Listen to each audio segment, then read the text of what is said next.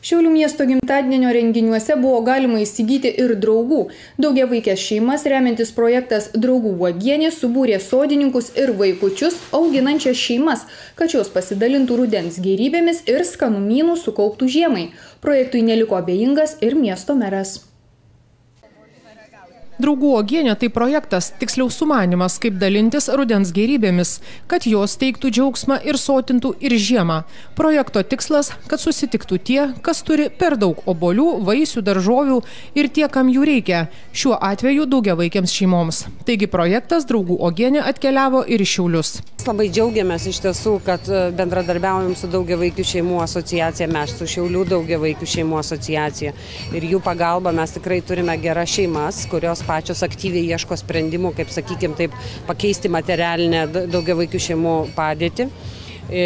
O mes ir esam tie tarpininkai, tai yra Draugų uogienės projektas, kurie padeda susisiekti tiem žmonėm, kurie nori dovanoti ir tom šeimoms, kuriams reikia.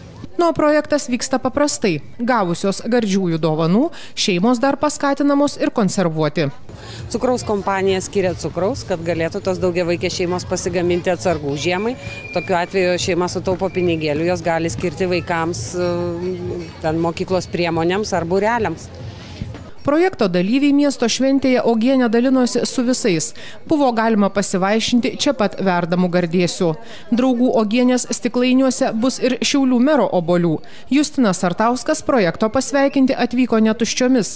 Iš nuosavo sodo atvežė įvairių rūšių obuolių. Tikrųjų džiugu, kad daugiavaikės šeimos pačios imasi iniciatyvos kartu susiburti ir išsivirti žiemai atsargų.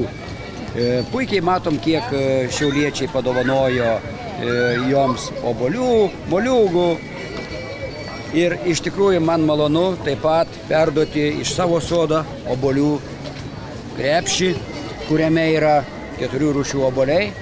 Ir tegul jūsų vaikai pasivaišina. Projektas skirtas daugiavaikėms šeimoms remti. Draugų uogienė per Lietuvą keliauja antrus metus. Pernai 4 Lietuvos miestuose išdalintos kelios tonos obuolių. Šiemet projektas turi jau 2 daugiau partnerių.